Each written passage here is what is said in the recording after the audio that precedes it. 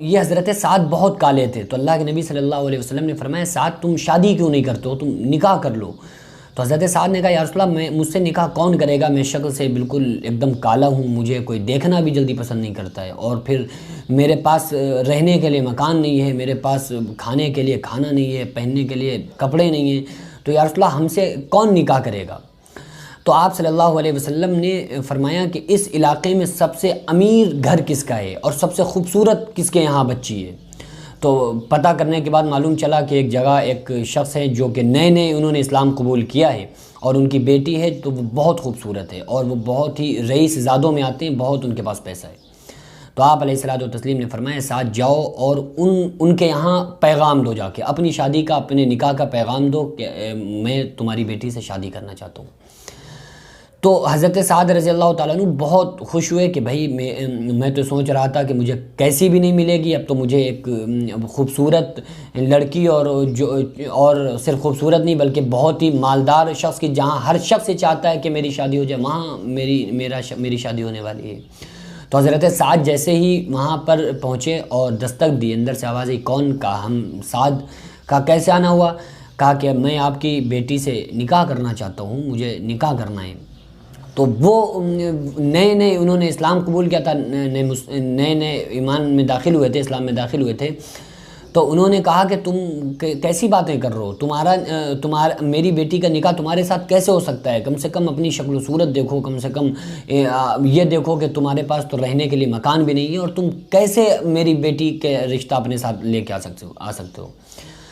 تو یہ مایوس ہو کر لوٹنے لگے، واپس ہونے لگے، اور انہوں نے پھر یہ کہا کہ مجھے اللہ کے نبی صلی اللہ علیہ وسلم نے کہا تھا، مجھے حکم دیا تھا، اس وجہ سے میں تمہارے پاس آیا۔ یہ کہہ کے یہ حضرت سعد واپس آنے لگے۔ اندر سے بیٹی نے آواز دی، وہی بیٹی جس کے نکاح کا پیغام حضرت سعد لے کے آئے تھے اپنے ساتھ۔ وہ بیٹی کہتی ہے کہ اے ابا جان، یہ کیوں دیکھ رہے ہو کہ شکل سے کالا ہے، یہ کیوں دیکھ رہے ہو کہ اس کے پاس پیسہ نہیں ہے، بلکہ یہ دیکھو کہ بھیجنے والا کون ہے، اس کو بھیجا کس نے ہے، اس کو تو ہمارے آقا صلی اللہ علیہ وسلم نے بھیجا ہے۔ آپ اس کی شکل کو مت دیکھیے، آپ یہ مت دیکھیے اس کے پاس رہنے کے لیے مکان نہیں ہے، پہننے کے لیے کپڑا نہیں ہے۔ تو اس بیٹی نے حضرت سعد کو بلایا اور کہا کہ جاؤ اور اللہ کے نبی صلی اللہ علیہ وسلم سے کہنا کہ میں ایگری ہوں، میں تیار ہوں۔ تو اس کے بعد یہ حضرت سعد رضی اللہ تعالیٰ عنہ خوشی آئے، اور آنے کے بعد اللہ کے نبی صلی اللہ علیہ وسلم سے پورا واقعہ سنایا کہ والد نے یہ کہا تھا، وہ نئے نئے اسلام میں داخل ہوئے، لیکن بیٹی نے یہ کہا ہے کہ جاؤ انتظام کرو، میں تیار ہوں نکاح کرنے کے لیے۔ پہلی بات تو یہاں سے معلوم چلی کہ لڑکی اور لڑکے کی رضامندی نکاح میں ہونا بہت ضروری ہے۔ بعض ماں باپ ایسے ہوتے ہیں کہ وہ لڑکا لڑکی کی سے بن پوچھے ہی نکاح کی اجازت دے دیتے ہیں اور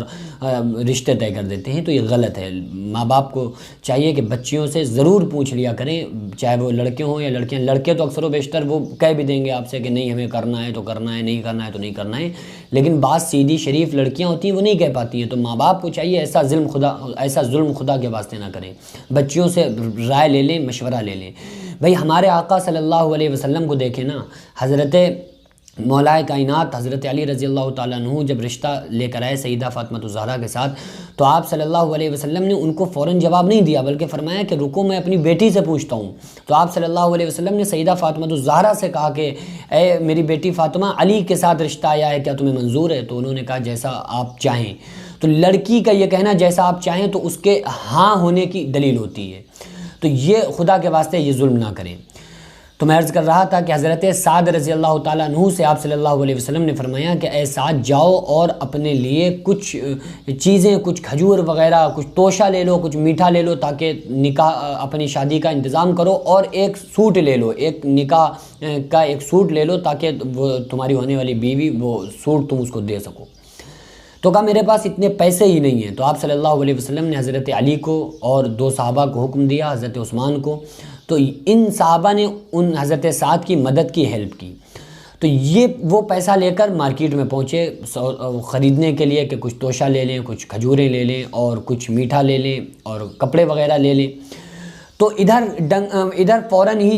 اعلان جنگ ہو گیا کہ بھئی جنگ میں چلنا ہے، جہاد میں چلنا ہے۔ ادھر ڈنکا اس بات کا بجنے لگا کہ چلو چلو جہاد میں چلو۔ تو اب یہ صحابی گئے ہوئے تھے خریدنے کے لیے اپنے نکاح کا جوڑا اور کچھ کھجوریں، لیکن انہوں نے وہاں سے ایک تلوار لی اور فوراً گھر پہ آئے، گھوڑے پہ سوار ہوئے اور جو مجاہد جا رہے تھے ان کے ساتھ ہو لیے۔ اب چلتے چلتے یہ وہاں پہنچے اور انہوں نے کیا کیا، حضرت سعد نے ایک رومال لیا اور اس رومال کو، اس کپڑے کو اپنے منہ پہ باندھ لیا کہ کہیں ایسا نہ ہو کہ ہمارے آقا صلی اللہ علیہ وسلم دیکھ لیں اور واپس نہ کر دیں، ایسا جاؤ جاؤ تم اپنا نکاح کرو جا کے، تم یہاں کیوں آ گئے۔ تو حضرت سعد نے ایک کپڑے سے اپنے منہ کو ڈھانک لیا، پھر اللہ کے نبی صلی اللہ علیہ وسلم کے ساتھ ساتھ جہاد میں پہنچے۔ جہاد کرتے کرتے حضرت سعد رضی اللہ تعالیٰ عنہ فوراً شہید ہو گئے اور وہاں پر حضرت سعد رضی اللہ تعالیٰ عنہ گر پڑے۔ اب جب تلاش کیا جا رہا تھا لوگوں کو کہ لوگوں کے جو لوگ شہید ہو چکے ہیں ان کے جسم کو، ان کی باڈی کو الگ کیا جائے، تو تاکہ ان کو الگ کر دیا جائے، زندوں سے ان کو الگ ہٹا دیا جائے۔ اور جیسے ہی حضرت سعد کا جنازہ اٹھایا گیا میدان جنگ سے، تو اللہ کے نبی صلی اللہ علیہ وسلم سعد کے جنازے میں شریک تھے۔ آپ صلی اللہ علیہ وسلم کبھی مسکرا رہے ہیں، کبھی رو رہے ہیں، اور کبھی آسمان کی طرف دیکھ رہے ہیں، کبھی آسمان سے چہرے کو نیچے کر رہے ہیں۔ بعد میں صحابی نے سوال کیا کہ یا رسول اللہ صلی اللہ علیہ وسلم، میں نے دیکھا کہ جب آپ سعد کے جنازے میں تھے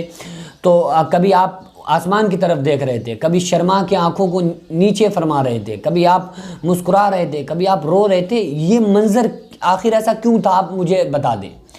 تو آپ صلی اللہ علیہ وسلم نے فرمایا، اے لوگوں، سعد جا رہا تھا نکاح کرنے، شادی کرنے، لیکن جیسے ہی اس نے دیکھا کہ اللہ کے راستے میں جانا ہے تو فوراً ہی وہ ہمارے ساتھ آ گیا اور اس نے اپنے نکاح کو نہیں دیکھا۔ بہرحال اس کے بعد جب وہ شہید ہو گئے تو جو میں آسمان کی طرف دیکھ کر مسکرا رہا تھا اس کی وجہ یہ تھی کہ حوریں آپس میں جھگڑا کر رہی تھیں، حوریں آپس میں فخر کر رہی تھیں اور یہ کہہ رہی تھیں کہ سعد میرا ہے، وہ کہہ رہی تھیں نہیں سعد ہمارا ہے، سعد کو ہم لیں گے۔ تو حوریں آپس میں اس بات پہ فخر کر رہی تھیں اور رونا اس بات پہ تھا کہ جا رہے تھے حضرت سعد نکاح کرنے اور دنیا ہی سے رخصت ہو گئے، شہید ہو گئے۔